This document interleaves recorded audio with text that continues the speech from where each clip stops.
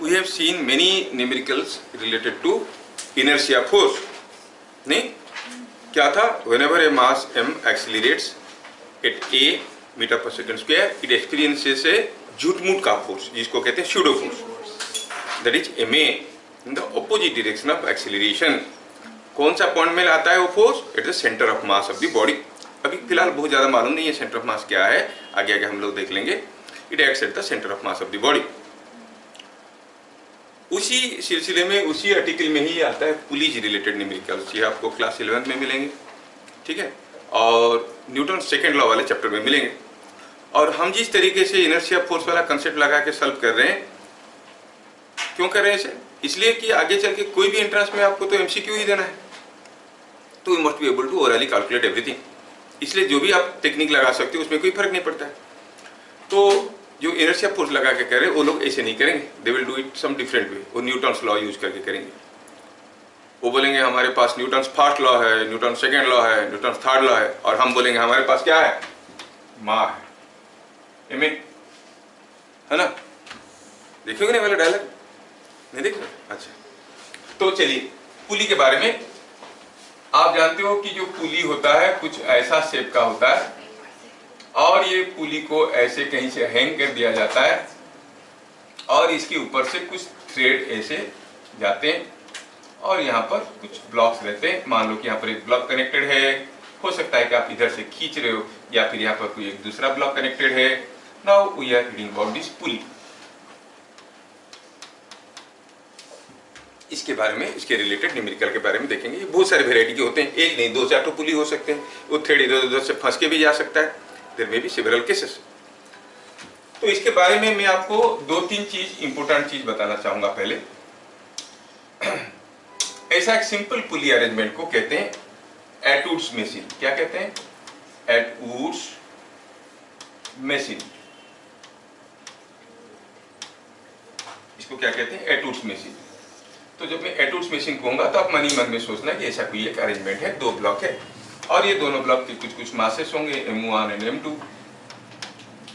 तो ऐसा केस में ये दोनों ब्लॉक रेस्ट में कब रहेंगे? When m1 is equal to m2, that everyone knows. दोनों तरफ बराबर हो गया तो रेस्ट में रहेंगे. अच्छा, तो पहले हम आइडियल पुली किसको कहेंगे? कोई पुली को आइडियल पुली किसको कहेंगे? कब कहेंगे कोई एक आइडियल पुली? पुली को आइडियल पुली कब कहेंगे? व्हेन पुली इज massless और स्मूथ. दोनों केस में हम इसको आइडियल पुली कहेंगे. पुली इज मासलेस. इतना बड़ा पुली लगा, उसका मास नहीं है, ऐसा कैसा हो सकता है? मास तो रहेगा, लेकिन मासलेस कहने का मतलब है कि mass of the pulley is very very small as compare to the other masses hanging here. मान लो ये 50 केजी का है, ये 20 केजी का है, ये 100 ग्राम का है, तो हम कहेंगे मासलेस है. तो क्या होगा? आइडियल पुली कहेंगे. आइडियल पुली के केस में दूसरा कब क्या होता है? मैं पहला वाला जो स्टेटमेंट लिखा ना, वो जेई मेन में आ चुका है. When you call a pulley ideal pulley, क्या था उसमें option? When the pulley is massless, when the pulley is smooth, और the pulley is smooth and massless. Smooth और मासलेस बहुत इंपॉर्टेंट है. स्मूथ और मासलेस लिखा हूं. स्मूथ रहेगा तब भी आइडियल पुली कहेंगे, मासलेस रहेगा, मास बहुत कम रहेगा, तब भी उसको हम आइडियल पुली कहेंगे. समझ में आ रहा है? और before we go for further discussion, let us think, अगर एक पुली स्मूथ है, कोई फ्रिक्शन नहीं है, तो क्या होगा? जैसे ये खींचेगा नीचे, ये चढ़ेगा, ये खींचेगा, लेकिन पुली नहीं घूमेगा क्योंकि फिसलते रहेगा, तो पुली इफेक्ट में नहीं आ रहा है, इसलिए वो आइडियल पुली है. समझ में आया? दूसरा हुआ कि मान लो ये स्मूथ नहीं है, बट फाइबर का बनाया हुआ है, जबकि ये 20 केजी 50 केजी का है, तो ये जब चलेगा, ये ऊपर जाएगा, घूमेगा, लेकिन उसको घुमाने के लिए कुछ एक्स्ट्रा फोर्स की जरूरत नहीं है. पुली अगर मासिव होगा तो इसको पकड़ के खींचेंगे तो इसको भी घुमाना पड़ता है कि नहीं पड़ता है? तो पुली का effect will not come into play. So if the pulley is smooth और मासलेस, नॉट एंड, और massless, then you say the pulley is an ideal pulley. Ideal pulley होने से क्या होता है? आप देखो कि ये कंटिन्यूअस थ्रेड है, पर स्मूथ और मासलेस है, तो आप कहोगे टेंशन तो दोनों तरफ बराबर होगा. तो आप कहेंगे in this case tension in thread is same इधर साइड, दोनों साइड में टेंशन बराबर होता है। थ्रेड में दोनों साइड में टेंशन बराबर होता है।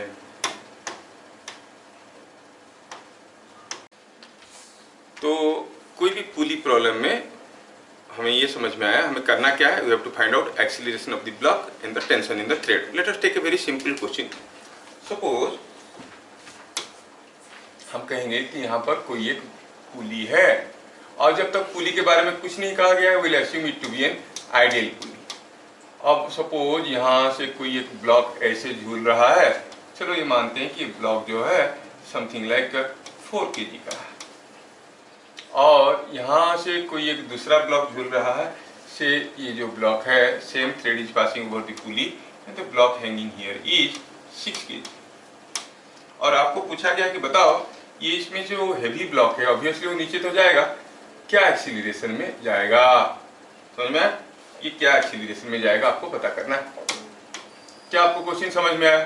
This will go down, this will go up. तो क्या लिखा है क्वेश्चन में? Find acceleration of each block and tension in thread. So before I go for the further calculation, क्या बता सकते हो कौन सा ब्लॉक का एक्सीलरेशन ज्यादा होगा, 6 kg का कि 4 kg का?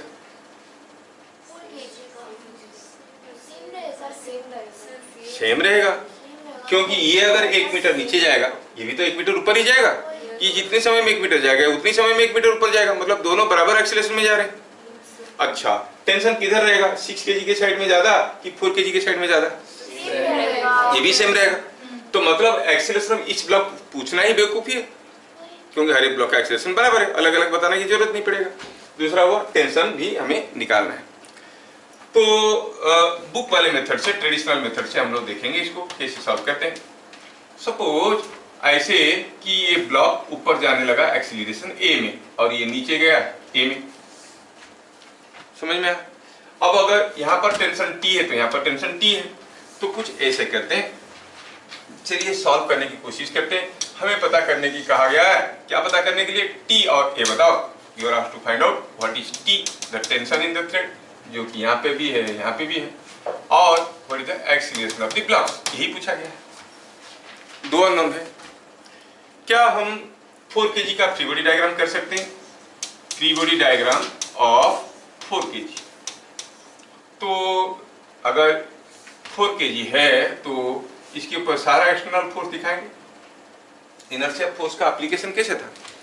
कोई बॉडी अगर एक्सीलरेटेड मोशन में है तो उसका फ्री बॉडी डायग्राम में सारा एक्सटर्नल फोर्स के साथ साथ उसके ऊपर आता हुआ इनर्शिया फोर्स को भी दिखा दो, फिर सारा कंडीशन ऑफ इक्विलिब्रियम लगा दो। अब ये 4 kg के ऊपर कितने एक्सटर्नल फोर्स आ रहे हैं? अरे एक्सटर्नल फोर्स तो 2 किस्म के होते हैं, contact and non contact. Contact में होते हुए थ्रेड खींच रहा है, नॉन कंटैक्ट में ग्रेविटी खींच रहा है। तो हम कहेंगे इसका वेट है 4g, हम एक्सटर्नल फोर्स की बात कर रहे हैं, ये हुआ 4g और थ्रेड इसको खींच रहा होगा t, और ये ऊपर जा रहा है a एक्सीलरेशन में। तो फ्री बॉडी डायग्राम को एनालिसिस करने के लिए हमें शूडो फोर्स को दिखाना पड़ेगा। शूडो फोर्स किधर को होगा? नीचे की तरफ। कितना होगा? 4a। फ्री बॉडी डायग्राम में सारा एक्सटर्नल फोर्स के साथ साथ मैं शूडो फोर्स को दिखा चुका हूं। I can apply the conditions of equilibrium. What I can say? I can say sigma Fy is equal to 0, मतलब upward force must be equal to downward force, upward force must be equal to downward force, और t minus 4a is equal to 4g। Call it equation number 1। समझ में आया? Difficult तो है नहीं। अब t और a को लेके एक इक्वेशन मिल गया, हमें t और a निकालना है, तो और कितने इक्वेशन चाहिए? और एक इक्वेशन चाहिए। दो अननोन है तो 2 इक्वेशन चाहिए, वो कहां से मिलेगा? सिंपल है, go for the free body diagram of 6 kg, get another equation, solve for t and a। Are you getting? तो हम कहेंगे free body diagram of 6 kg, free body diagram of 6 kg क्या देगा आपको? 6 kg का block है और उसके ऊपर भी तो टेंशन T ही है, और इसका वेट होगा 6g और 6 kg नीचे आ रहा है एक्सीलरेशन ए में, तो उसके ऊपर सीडो फोर्स आ रहा होगा ऊपर कितना ए में 6 है ना।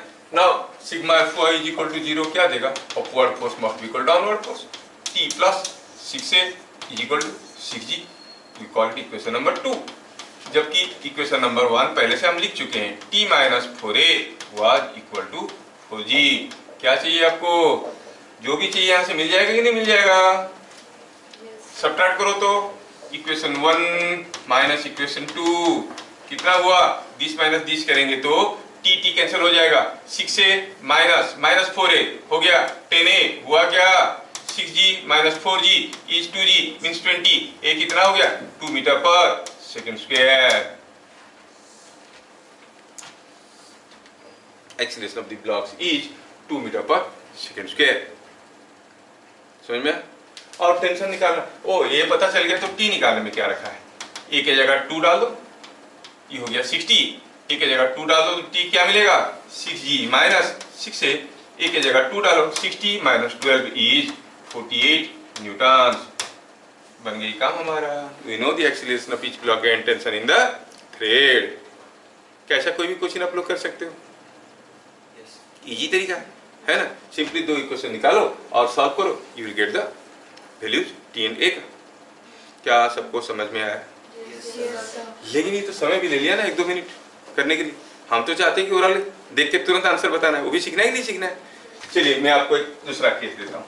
Suppose I change the case, now here is another pulley with 2 blocks,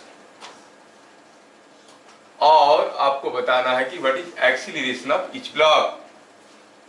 ये दोनों ब्लॉक का एक्सीलरेशन आपको बताना है, और आप तो क्या करोगे कि चलिए मानते हैं कि दोनों ब्लॉक का दिया गया है, ये है उसका, ये है एक ब्लॉक, ये है दूसरा ब्लॉक। ये दोनों ब्लॉक का आप मास कुछ भी बोलो, मैं फटाफट आपको वैल्यू बताऊंगा। बताओ इसका मास क्या है? 5 kg। चलो बच्चा को 5 kg पसंद है, और इसको 10 kg पूछा है। Find acceleration of each block, और आप जानते हो आंसर क्या होगा, you will find your answer will be coming out to be that is equal to क्या हो गया 10/3 मीटर पर सेकेंड स्क्वायर। इतना फास्ट करना है? yes, sir. हाँ, तो पहले आप ट्रेडिशनल तरीके से करके निकाल कर सकते हो ना? yes, sir. तो आपको नीचे जाएगा 10 kg की 5 kg, ये 10 kg नीचे जाएगा। बढ़िया है, 10 kg नीचे जाएगा। अगर 10 kg का एक्सीलरेशन A हुआ तो 5 kg का एक्सीलरेशन क्या होगा, A/2A A ही होगा। सिंपल सा केस है।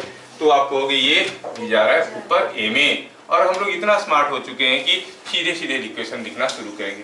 हाँ, free body diagram of 5 kg। क्या आप मुझे सीधे सीधे इक्वेशन बता सकते हो? हम टेंशन के बारे में लिखना चाहेंगे, ये टेंशन इसको खींच के ले रहा है, इसको भी खींच रहा है ऊपर। अब ये टेंशन है कितना होगा, याद करो लिफ्ट वाला problem. When you are lifting a body it appears heavier और लाइटर, हेवियर। तो क्या लिखेंगे 5g प्लस 5a। वैसे आप इक्वेशन करके फ्री बॉडी डायग्राम करके कर सकते हो, but you understand it is 5g plus 5a। हाँ, एक ही बात तो हुआ। तो इट इज t हो गया 5g प्लस 5a, मतलब t minus 5a is equal to 5g। क्या ये फॉर्मूला तो हर कोई कर सकता है डायग्राम करके, लेकिन मैं ये बोलना चाहता हूँ कि जब हम लिफ्ट वाले कोचिंग कर रहे थे, when the man was standing on the weighing machine inside the lift and the lift was going up with the acceleration a, उसका वेट क्या होता था mg plus ma। lift was coming down with an acceleration a was mg minus ma, है ना। अगर उतना ही smartly आप सोच पाओगे तो आपके पास सीधे सीधे दूसरे इक्वेशन भी आ जाएंगे। इसके केस में क्या होगा, टेंशन। चलो फ्री बॉडी डायग्राम किसका, फ्री बॉडी डायग्राम ऑफ कितना दिया है वो 10 kg, कितना हैवी मास दिया है देखो। हाँ बताओ क्या इक्वेशन होगा इसके लिए, नीचे जा रहा है तो टेंशन कितना होगा, mg प्लस ma की mg minus ma? mg minus ma। That's fine. So you say t is equal to mg minus ma, 10g minus 10a, और चाहो तो आप इसको प्यार से t plus 10a is equal to 10g के form में लिख सकते हो, call it equation number 2। Solving you can get the value of a, है ना। आप इसको सॉल्व करोगे तो आपको ए का वैल्यू मिल जाएगा। और कितना मिलेगा, जो मैं पहले बता चुका हूं, क्या था 10/3। देखा,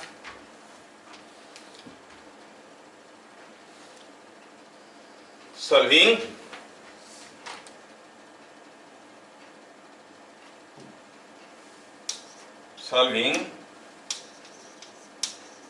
कैसे सॉल्व किया और नहीं बताएंगे, उसके लिए एक्स्ट्रा चार्ज है, वो मैथमेटिक्स है। Acceleration is 10/3 metre per second square, और एक्सीलरेशन अगर 10/3 हुआ तो टेंशन इज, ए की जगह 10/3 डालो, ए की जगह 10/3 डालेंगे तो 100/3, ये 100 400 माइनस 100 200/3, टेंशन इज 200/3 न्यूटन।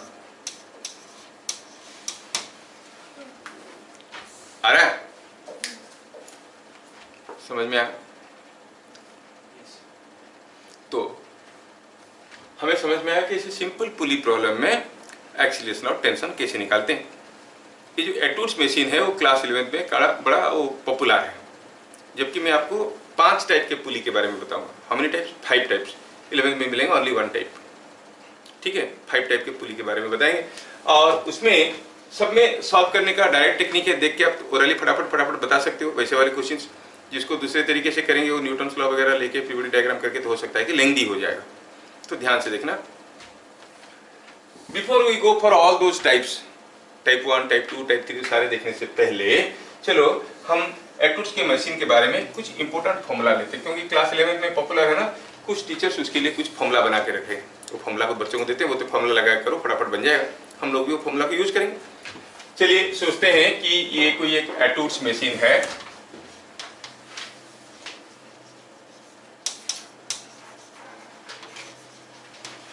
और इसमें अरेंजमेंट कुछ ऐसा है।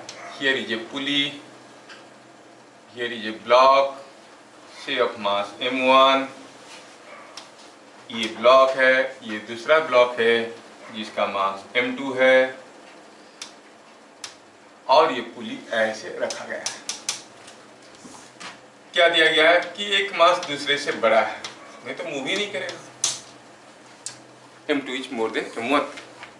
अच्छा, बिफोर दैट यू थिंक, अगर हम कहेंगे कि दोनों मास बराबर है, तो व्हाट में बी द पॉसिबिलिटी हियर, या तो रेस्ट में रहेंगे, दोनों बराबर है, ये 10 kg वो 10 kg, रेस्ट में रहेंगे। और अगर किसी एक को थोड़ा सा धक्का दे दिए तो वो भी नीचे जाएगा और ये ऊपर जाएगा, लेकिन कांस्टेंट वेलोसिटी में जाएगा, क्योंकि मास दोनों पर बराबर है।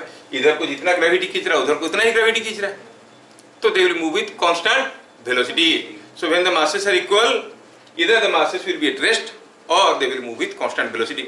लेकिन when masses are not equal, then there will be acceleration of the blocks. भेजे में गया, हाँ, छोटी छोटी चीज है, यही आ जाएगा ऑप्शन में, एंट्रेंस में। कोई हाथी घोड़ा चीज आता नहीं है। हाँ, तो m2 is more than m1। अगर हम यहाँ पे इक्वेशंस लिखना शुरू करेंगे और लिखेंगे भी तो क्या बता सकते हो? सीधे सीधे इक्वेशंस। पहला इक्वेशन क्या आएगा? टेंशन। इसको देखेंगे तो क्या लिखेंगे? टेंशन ये ऊपर जा रहा है कि नीचे? m2 बड़ा है ना, ये ऊपर जा रहा है, तो क्या लिखेंगे? T equal to m1g plus m1a। और दूसरे क्या लिखेंगे? दूसरे के लिए m2g माइनस, क्या इतना चीज आपको सीधे सीधे समझ में आ गया? क्योंकि एक ऊपर जा रहा है, नीचे आ रहा है, और ये क्या है? ये एक्सीलरेशन है, नीचे जा रहा है, ये एक्सीलरेशन ए है, ऊपर जा रहा है। और ये कैसे हुआ सर? ये कैसे हुआ था हम लोग जानते हैं। Now we are all knowledgeable persons. समझ में आ क्या? अब ये दोनों इक्वेशन को सॉल्व करेंगे तो ए और टी का वैल्यू निकलेगा। सॉल्व करेंगे तो क्या मिलेगा? ए मिलेगा कितना? m2 minus m1 by m2 plus m1 whole into g.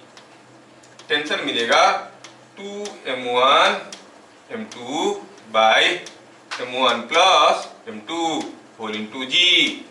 तो कुछ लोग ये फॉर्मूला याद रख लेते हैं, लेकिन मैं तो आपको ये फॉर्मूला भी नहीं दूंगा, देख के बताओगे, ठीक है?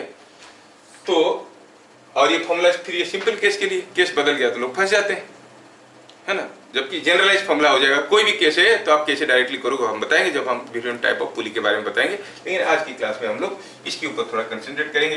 इसके रिलेटेड क्वेश्चंस अक्सर 11th क्लास में पूछा जाता है। क्या ये फॉर्मूला आपको याद रह गया? ये टी क्या है बताओ? टेंशन किसमें? ये वाला थ्रेड में कि ऊपर वाला थ्रेड में? नीचे वाला थ्रेड, नीचे वाला थ्रेड में नहीं, this is tension in the thread. तो थोड़ा मैं यहाँ पर भी कुछ चीजें बताना चाहूंगा क्योंकि उसके रिलेटेड भी एक क्वेश्चन आया है कभी कभी। तो हमें पता चल गया कि सॉल्व करने से दोनों ब्लॉक का एक्सीलरेशन बराबर होगा और कितना होगा वो हमें फॉर्मूला मिल गया।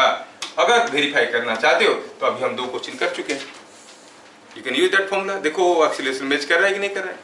m2 - m1 by m2 + m1 whole into g। बड़ा मास को m2 लेना है, छोटे मास को m1 लेना है। हाँ करके देखो, ये हो गया क्या? ये है टेंशन इन थ्रेड। अब एक चीज याद रखना, कभी कभार बच्चों को गुमराह करने के लिए क्या करते हैं, वो पूछ लेते हैं what is the tension in the tie bar, T dash, it is tension in tie bar. JEE में भी आ चुका है। टाई बार मतलब जिस बार से पुली झूल रहा है, यहाँ का टेंशन समझ में? टाई बार जो पुली को पकड़ के रखा है। तो बच्चे ये टी याद करके जाते हैं, इसी को लिख देते हैं, गड़बड़ हो जाता है। अब अगर हम इसके बारे में सोचेंगे, पुली के बारे में, पुली तो आइडियल पुली है, उसका मास 0 है और ये टी डैश है टेंशन, और आप जानते हो कि ये जो थ्रेड है दोनों इस पुली को खींच रहे हैं, क्या है? टी एन टी, तो 2t, ये थ्रेड भी खींच रहा है, ये थ्रेड भी खींच रहा है। पुली का फ्री बॉडी डायग्राम करेंगे तो पुली क्यों रेस्ट में है? क्योंकि ये वाला थ्रेड ऊपर खींच रहा है, बाकी दोनों नीचे खींच रहे हैं। तो T dash must be 2t। Formula क्या बन जाएगा? 4m1 m2 by m1 plus m2 into g। But I don't want you to remember the formula. Remember the formula for t and see the other one is 2t double of t। नहीं तो confuse हो जाता है ना, कभी 4 हुआ कभी 2 हुआ। क्यों 2t हुआ सबको समझ में आया क्या? तो एटूट्स मशीन के इतने सारे फॉर्मूला आपको याद रहेंगे। क्या था एक्सीलरेशन का formula? m2 - m1 by m1 plus m2 whole g। that's all। और टेंशन का 2m1 by m1 plus m2 whole g। जी आया समझ में? अब कोई भी क्वेश्चन देके आप डायरेक्ट फॉर्मूला लगा के वेरीफाई कर सकते हो, निकाल भी सकते हो। चलिए पहले हम इसके रिलेटेड कुछ क्वेश्चंस आज देखते हैं। Question number 1, the masses in an Attwood's machine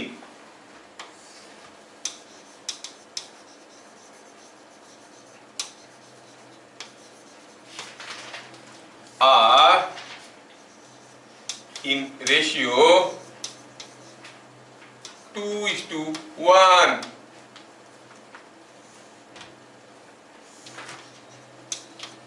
Find acceleration of blocks। दूसरा, if tension in thread is something like 24 Newton, find mass of smaller block. Smaller block का मास क्या होगा?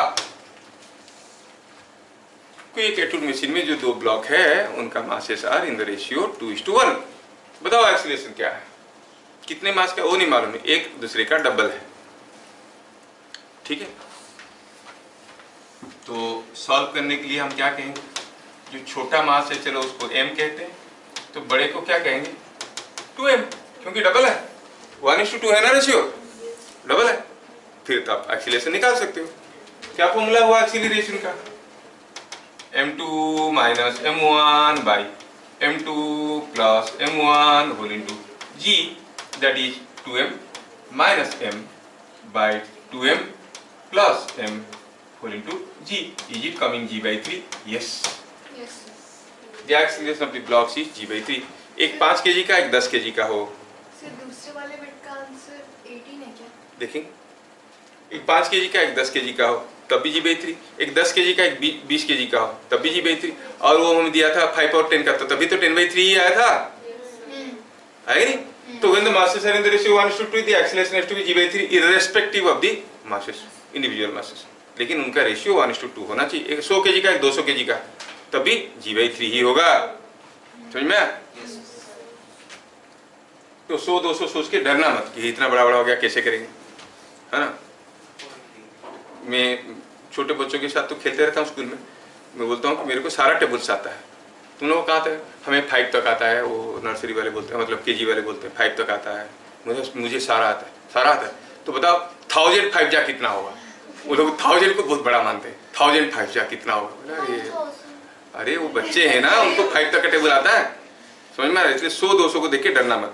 वो सोचते 1000 का पूछ दिए तो साथ बता नहीं पाएंगे। 1000 5 जा कितना होगा? 1 लाख 5 जा कितना होगा? चलो तो समझ में आया? ये हो गया G/3।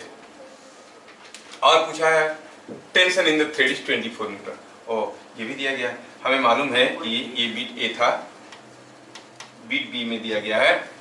बीट बी में हमें मालूम है कि tension is 2m1 m2 by m1 plus m2, दोनों का डिनोमिनेटर बराबर है ना, that into g, that is equal to given that is given 24 newton दिया है। ये दिया है कि टेंशन इज 24 न्यूटन। तो हमें पता करना है, इससे क्या पता चला?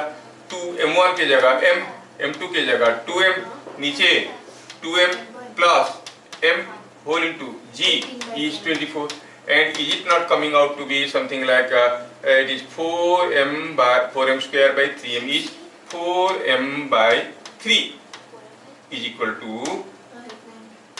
24, so it is coming out to be 6, and this is 18 by 10 is 1.8, m is 1.8 kg। so छोटा मास जो m था वो कितना हुआ? 1.8 kg हुआ। आया समझ में? अंडरस्टूड? बस वैल्यू डाल दिए, कैलकुलेट कर दिए। चलिए अब हम देखेंगे दूसरा क्वेश्चन, थोड़ा इसको घुमा के भी देखेंगे कि आप लोग कर पाते हो कि नहीं कर पाते हो।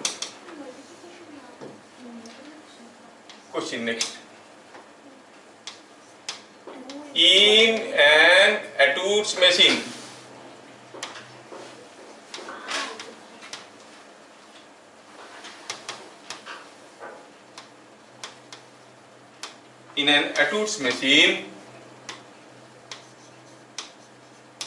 the acceleration of blocks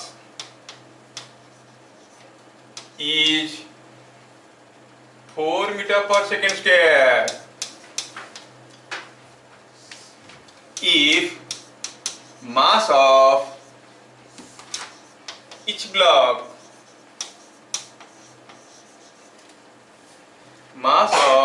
block is doubled, what will be acceleration of each block? बोला कि कोई एटोमिक मशीन में हर एक ब्लॉक का acceleration 4 metre per second square था। हर एक मास को डबल कर दिए, मतलब जो 2 kg था उसको 4 kg कर दिए, जो 6 kg था उसको 12 kg कर दिए। सेम रहेगा? ये इट रिमेन सेम। समझ में आया? तो हम क्या कहेंगे? तो सॉल्यूशन में हम कहेंगे जो एक्सीलरेशन है वो m2 minus m1 by m2 plus m1 into g था, जो कि दिया गया था 4 पहला केस में। दूसरे केस में हर मास को डबल कर दिया गया है, 2m2 minus 2m1 by 2m2 plus 2m1। क्या फर्क पड़ता है? नीचे से ऊपर से कॉमन लो और फेंको, काटो उसको, तो क्या मिलेगा? It is same as a1 and that is 4 metre per second square. So by doubling each mass the acceleration of the blocks remain same. क्या बात समझ में आया? चलिए अगला क्वेश्चन, अगला question. Here is a pulley. Here is a block hanging from the pulley. ये छोटा सा ब्लॉक है, ये दूसरा ब्लॉक है, वो भी उसी लेवल पे है, लेकिन ये है कुछ समथिंग लाइक से 6 kg का और ये है 2 kg का, दोनों को पुली से झुलाया गया है। क्वेश्चन क्या है? The blocks were allowed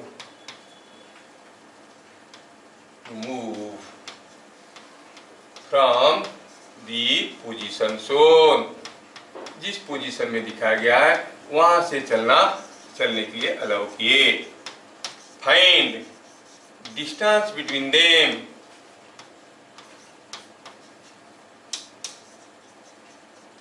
after 2 seconds।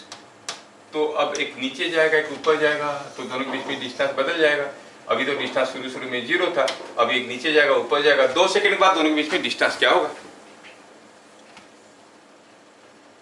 एक ऊपर भागेगा एक नीचे भागेगा। 2 सेकंड में कौन ज्यादा डिस्टेंस जाएगा, 2 kg की 6 kg? दोनों बराबर जाएंगे। तो अगर इसका इनिशियल वेलोसिटी मालूम है, एक्सीलरेशन मालूम है, आपको पता नहीं कर सकते कितना दूर जाएगा 2 सेकंड में? Sir 10 metre. ये जितना जाएगा उतना ही जाएगा, दोनों को जोड़ दो टोटल डिस्टेंस मिल जाएगा। 10 मीटर। हाँ शायद, देखते हैं सॉल्यूशन। देखो ये तो आंसर भी बता रहे हैं। नाउ हम लोग इतना स्मार्ट हो चुके हैं कि एक्सीलरेशन ऑफ ब्लॉक्स को हम सीधे सीधे बताएंगे क्या होता है। ये एक्सीलरेशन ऑफ ब्लॉक्स हो जाएगा कितना हो जाएगा, ये m2 minus m1, it is 6 minus 2 by 6 plus 2 into g, it is 4 by 8 is 5 meter per second square। क्या बात समझ में आया? मैं g को 10 लेता हूँ। आया समझ में? युविका को नहीं आया समझ में? समझ आ आ गया, लेकिन शायद हाँ वैसा आया समझ में। अब in 2 seconds let each block move a distance s। तो इनिशियल वेलोसिटी 0 था, एक्सीलरेशन था 5 metre per second square, time दिया गया है 2 सेकंड, तो s बनता है ut plus half at square वाला फॉर्मूला से, जो कि 0 प्लस हाफ a की जगह 5 इंटू 2 का square is not it 10 metre. Yes, तो दोनों ब्लॉक के बीच में डिस्टेंस क्या होगा? 10 मीटर होगा। ये 10 मीटर नीचे गया तो वो 10 मीटर ऊपर जाएगा, तो डिस्टेंस हो जाएगा 20 मीटर। क्या बात समझ में आया? So distance between the blocks is one block मतलब 6 kg is 6 kg goes down, 2 kg goes up। So distance between them after 2 seconds is 2s, that is 2 into 10 is equal to 20 metre. क्या बात समझ में आया? दोनों बीच में distance क्या हो जाएगा? 20 मीटर। समझ में आया? क्वेश्चन को थोड़ा डिफिकल्ट बनाते हैं।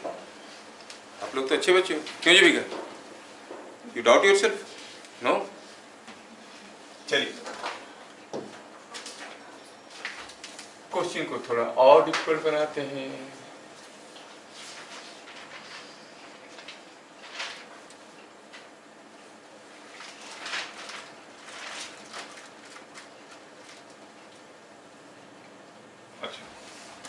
क्वेश्चन क्या है? If equal mass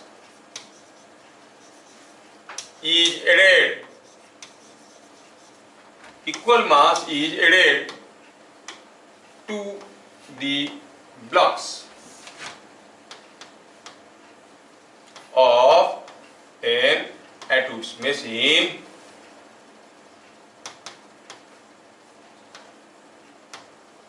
then their acceleration will increase or decrease? Same रहेगा। सोचो सोचो। नहीं सर। इक्वल मास ऐड कर दिए, सर मान लो कि 1 kg 4 kg था, दूसरे तो 7 kg था, इसमें भी 2 kg डाल दी, उसमें भी 2 kg डाल दी, बराबर मास जब ऐड कर दिए दोनों तरफ। इंक्रीज होगा ना। सोचना पड़ता है उसके लिए।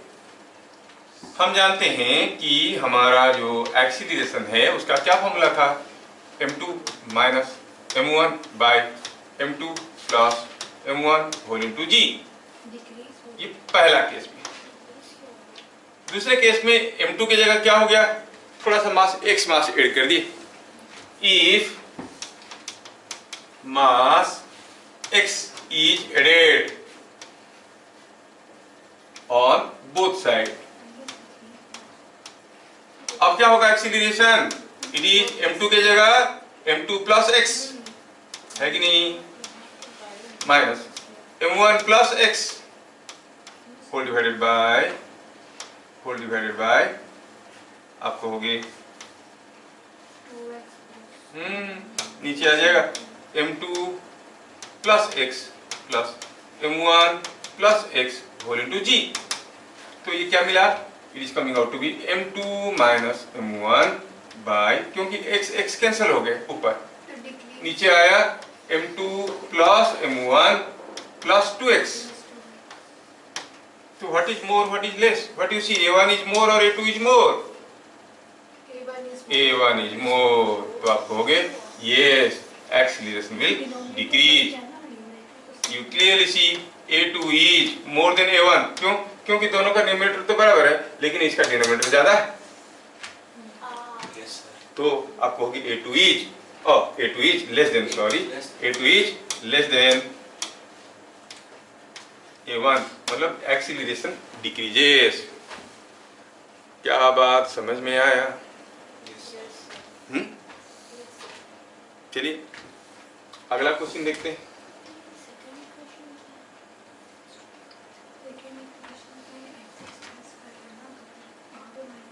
ठीक है, अगला question,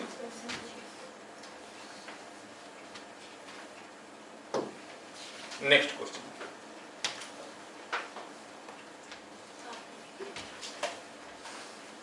masses in an etudes machine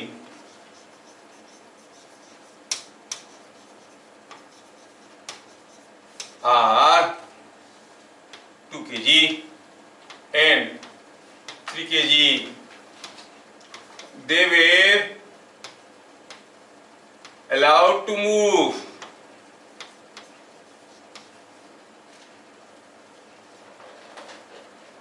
allowed का स्पेलिंग कैसे होता है, ये एल होता है कि डबल एल होता है? Double L. हाँ वो मैं देख रहा था, तुम लोगों को आता है कि नहीं आता। Allowed to move for say something like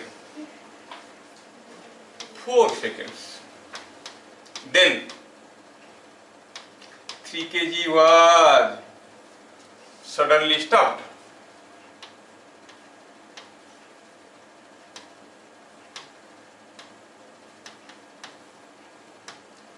Find for what time thread remains slack. Thread remains thread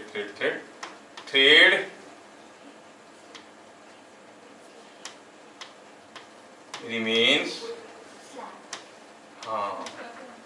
remains slack. पहले आप क्वेश्चन समझे क्या? नहीं सर। हाँ वो तो हिंदी में बोलना पड़ेगा। इधर एक 3 kg का ब्लॉक है, इधर एक 2 kg का ब्लॉक है, छोड़ दिए, 3 kg ऊपर जाएगा 2 kg नीचे आएगा, हाँ कि नहीं? हाँ इसलिए समझ में नहीं आ रहा। 3 kg है 2 kg है, 3 kg ऊपर जाएगा 2 kg नीचे आएगा। सर मेरे को स्लैक का मतलब जानना था। स्लैक मतलब लूज, थ्रेड को टाइट करके रखे, स्लैक हो गया तो लूज हो गया। स्लैकनिंग ए थ्रेड मतलब लूज कर देना। अब 3 kg जो है नीचे आ रहा है, 2 kg ऊपर जा रहा है, 3 kg को रोक दिए तो 2 kg तुरंत रुकेगा क्या? नहीं। वो जैसे कुछ जंप करेगा तो थ्रेड लूज रहेगा कि नहीं रहेगा? कितनी समय के लिए थ्रेड लूज रहेगा? Question is understood? Question is understood और नॉट? हाँ तो सोचना है, सोचना है। ओके अच्छा। अच्छा अच्छा चलो देखते हैं कौन सोच पाता है।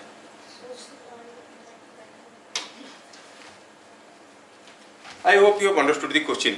Yes, sir. हाँ, कितनी समय के लिए थ्रेड लूज रहेगा ये हमें पता करना है।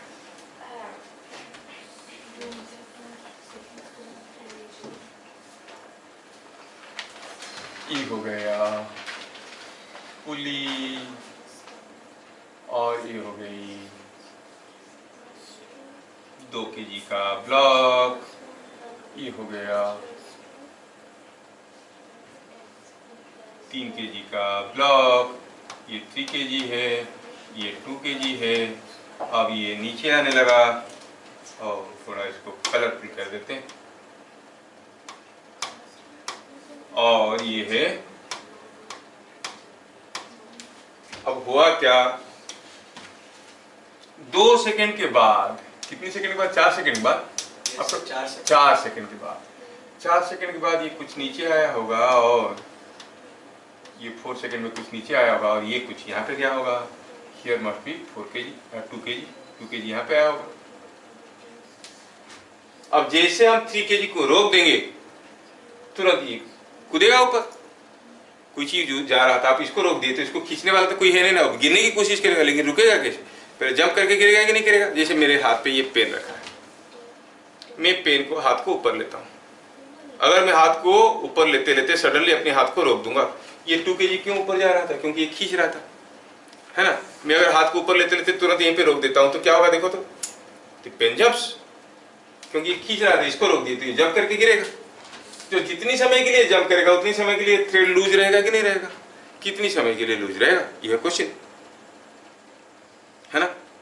अच्छा सोचो कि ये पेन को, पहले इमेजिन तो करो, आंसर तो हम बता देंगे उसमें क्या है। ये पेन को मैं कुछ एक्सीलरेशन में ले रहा था या फिर मेरे हाथ में मूव करवा रहा था, सडनली मैं हाथ को यहाँ पे रोक रहा हूँ तो देखो तो मैं हाथ को लाया मान लो 10 मीटर पर सेकेंड में, तो पेन ऊपर जंप किया, गिरा। कितनी समय लगा जंप करके गिरने के लिए? उतनी समय के लिए लूज रहेगा। कितने समय लगा पेन को जंप करके गिरने के लिए? अगर मैं हाथ को 10 मीटर पर सेकेंड में ले रहा था, जैसे मैं रोक दिया, पेन का क्या स्पीड था? 10। तो कोई चीज को 10 मीटर पर सेकेंड में फेंकोगे, ऊपर जाके नीचे आने के लिए जो समय लगता है 2u/g, are you getting? That is 2 seconds. You got the idea now? So if you can find out what was the velocity of 2 kg just when the 3 kg was stopped, then you can find out for how much time it will go up and come down, and during that period only the thread will remain loose or slack. क्या मेरी बात हजम हो रहा है? 1.6 seconds. अरे answer छोड़ो, तरीका समझ में आ गया ना? Yes, तरीका समझ आ गया ना? तो हम क्या कहेंगे here acceleration of blocks क्या है? इक्वल टू, फॉर्मूला तो हमें मालूम है। क्या फॉर्मूला है?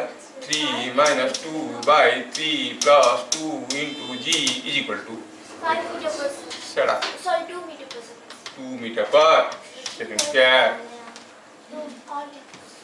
हुआ। Yes. After 4 seconds, after 4 seconds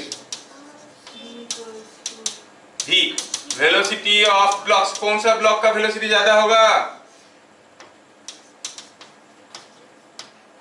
किसका ज्यादा होगा? अरे ये जितना जाएगा उतना जाएगा, जितना एक्सेस, दोनों का बराबर एक्सेलरेशन, बराबर इनिशियल वेलोसिटी है तो सेम ही रहेगा। कितना होगा? u + 80। u तो 0 है, a हो गया था 2 × 4 is not 8 metre per second. Now क्या कहोगे? इफ 3 kg स्टॉप्ड, तो 2 kg के पास तो कुछ वेलोसिटी था। कितना वेलोसिटी था? 8 मीटर पर सेकेंड। तो रुकेगा क्या? कूदेगा और गिरेगा। Yes. बात समझ में आया? कूदेगा और गिरेगा। तो when at this state, at this instant, if 3 kg is stopped, then 2 kg jumps up with 8 meter per second and moves under gravity. Sir ये टेंशन कहाँ गया? क्योंकि अंडर ग्रेविटी में तो खाली ग्रेविटेशनल फोर्स आना चाहिए, क्या उसके ऊपर टेंशन नहीं था? अरे थ्रेड लूज हो गया तो टेंशन कहां से आएगा? In a slackened thread there is no tension. समझ में आ रहा है? तो मोशन क्या हुआ? Only motion under gravity. Time of motion under gravity is equal to time for which thread is loose, thread is slack, that is equal to। अब जानते हो कि कोई चीज को u वेलोसिटी में फेंको, ऊपर जाएगा नीचे आएगा, कितना समय लेगा? 2u/g, जो कि 2 इंटू ये कितना था u? 8/g हो गया 10, is not it 1.6 seconds? The thread remains loose for 1.6 seconds। समझ में आ रहा है? Yes. ये बात है। Thread remains loose for 1.8 seconds। ये चीजें आपको समझ में आना चाहिए। चलिए तो मैं एक तो आपको सिंपल सा क्वेश्चन देता हूँ। Suppose here is a lift or here is a block kept on the lift, inside the lift, and suppose the lift comes down with an acceleration, say something like 14 meter per second square, 14 meter per second square। Question क्या है? The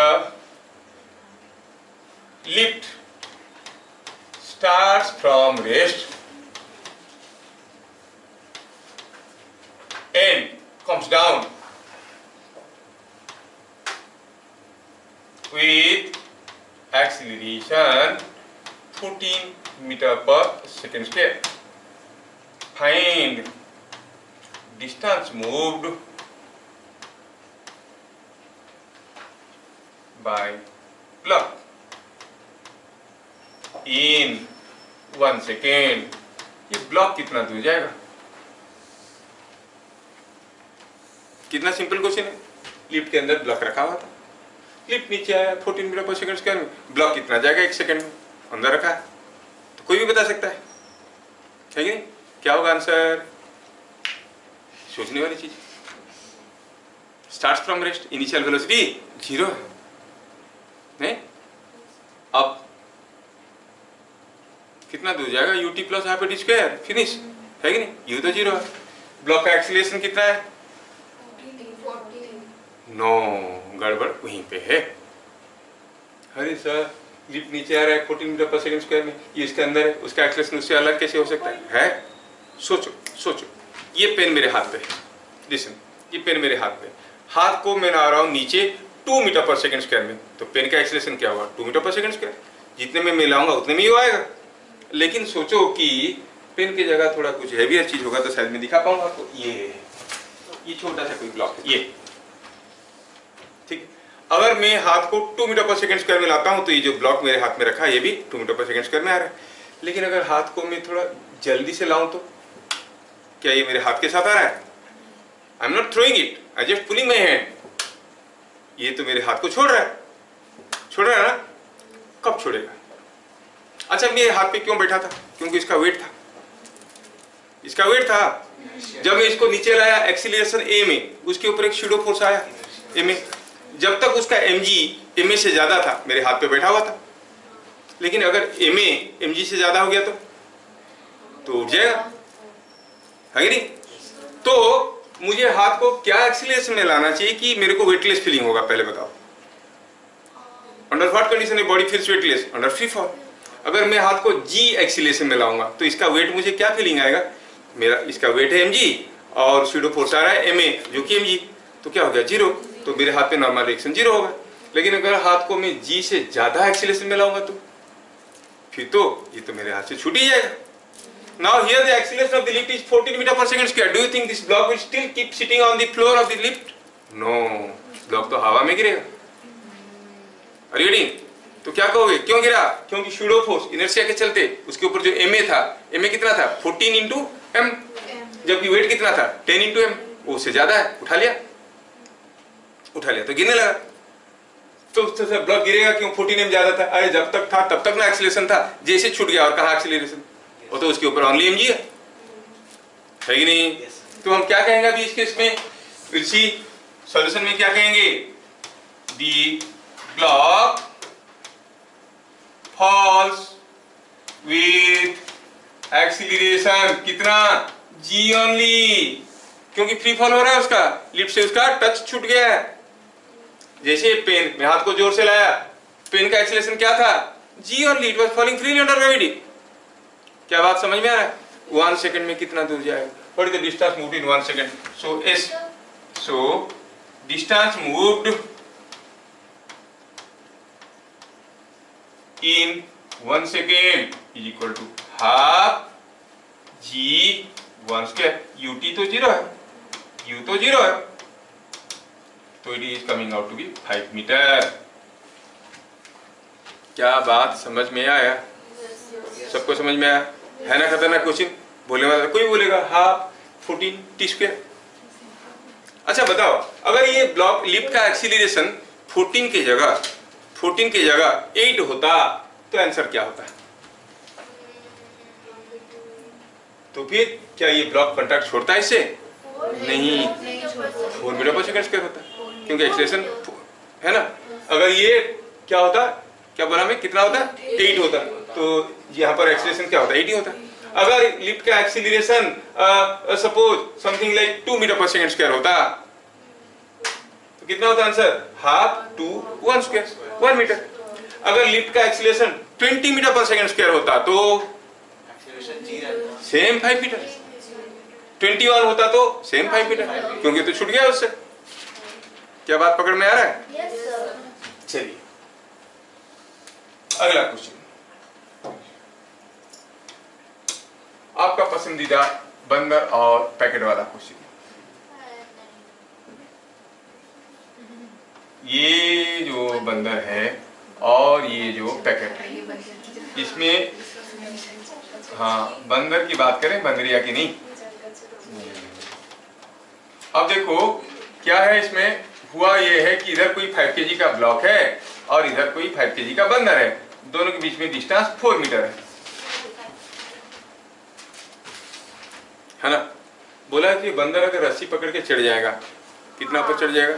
ये वाला। If monkey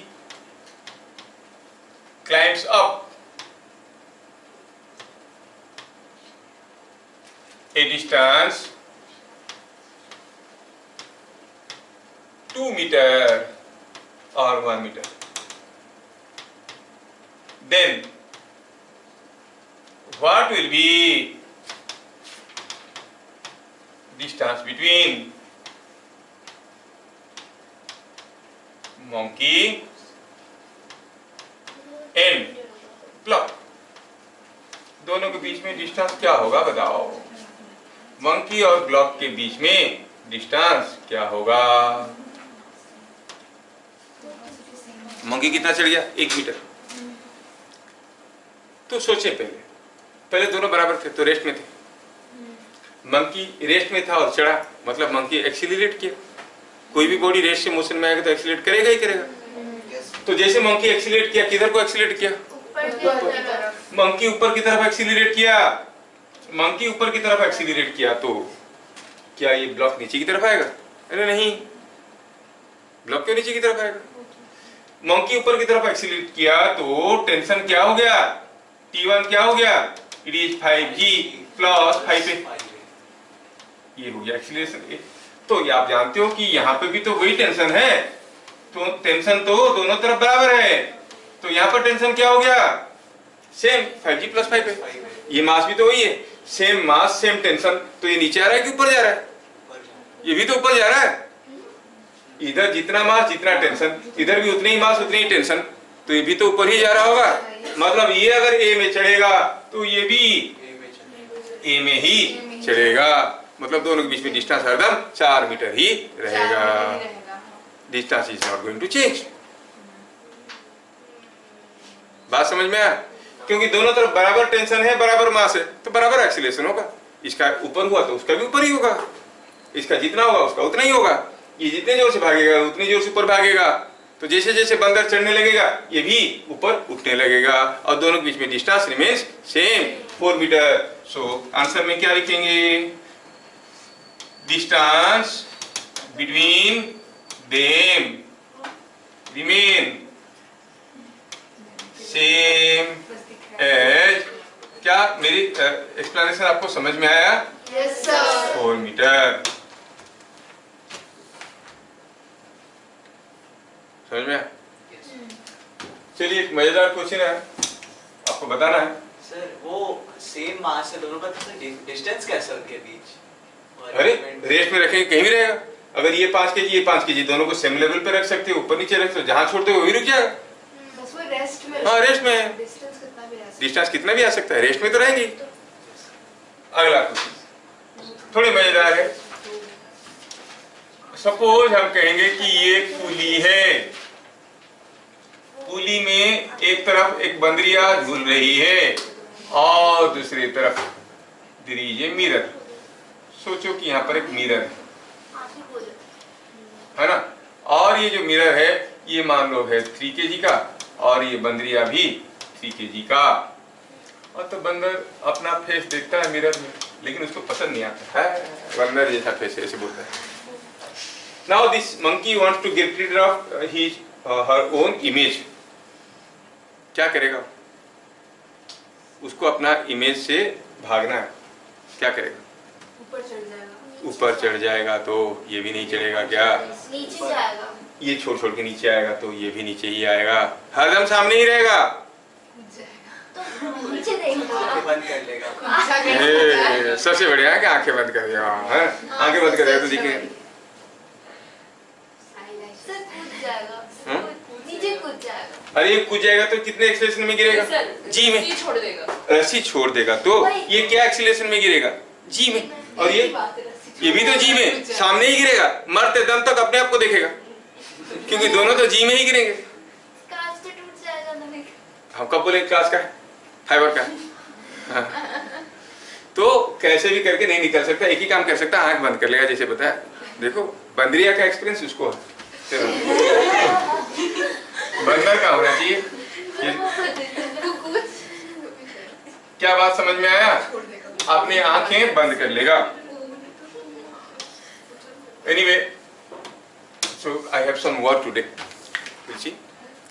हम लोग देखेंगे इसको अगले class, will see type 1, type 2, type 3, type 4, ऐसे बहुत सारे वेराइटी के न्यूमेरिकल देखने वाले हैं। लेकिन आप लोग घर में जाके भी ट्राई करते हो तो एक क्वेश्चन देके जाते हैं, ट्राई कर लेना। क्या है ये क्वेश्चन? क्वेश्चन ऐसा है कि यहाँ पर है कोई पुली,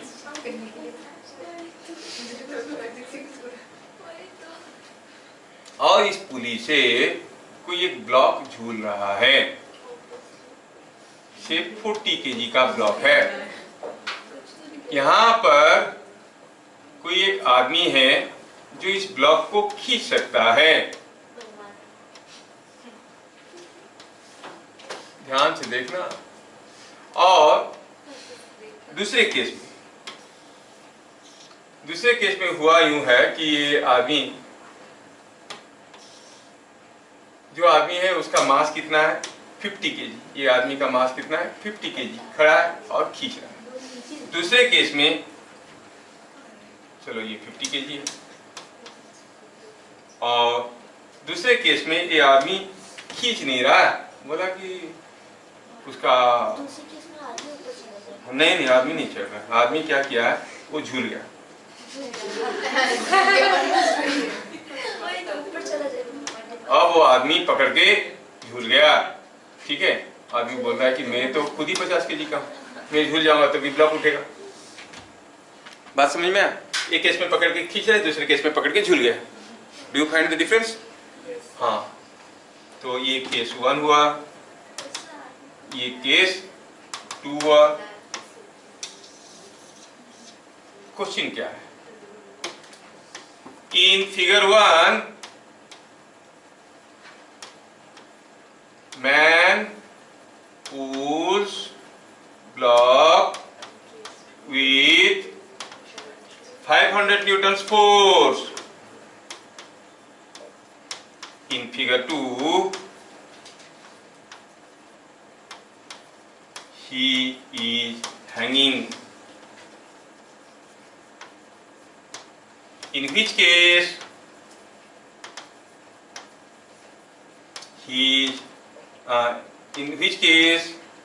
acceleration of block is more. कौन सा केस में ब्लॉक का एक्सीलरेशन ज्यादा है? ये केस 1 है, ये केस 2 है. In which case acceleration of block is more. Second case Oh, acceleration of block. कौन सा केस में ब्लॉक का एक्सीलरेशन ब्लॉक इज मोर? जब वो झूल जाएगा कि जब पकड़ के खींचेगा. मतलब वो 500 न्यूटन भी खींच भी सकता है, और दूसरा है उसका अपना वेट का एडवांटेज ले सकता है. वो 50 केजी का है, वो झूल जाता है.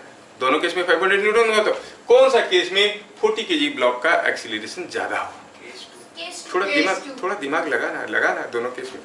सोचो और बताओ आंसर इन द चैनल. फिर देखते हैं कौन सबसे पहला सही आंसर देता है. तुम लोग तो देते भी नहीं हो. सर लेकिन वो भैया जी तो दिए थे ना. तो आपने तू कहा दिए? सर मैंने नहीं दिया था, लेकिन आप तो भैया जी को मिल जाएगा जब एंट्रांस. तो क्या करोगे? अच्छा ठीक है सर, दे देंगे. दया मत करो मेरे पे. दया नहीं कर रहे. अच्छा ठीक है सर, दे देंगे. आप बोल रहे तो आंसर दे देंगे. देखो ये एक लड़की है सर, दे देंगे. घुमाए कैमरा तुम्हारी तरफ, वायरल कर दे. चलिए तो फिर मिलेंगे अगले क्लास. तब तक के लिए जय हिंद.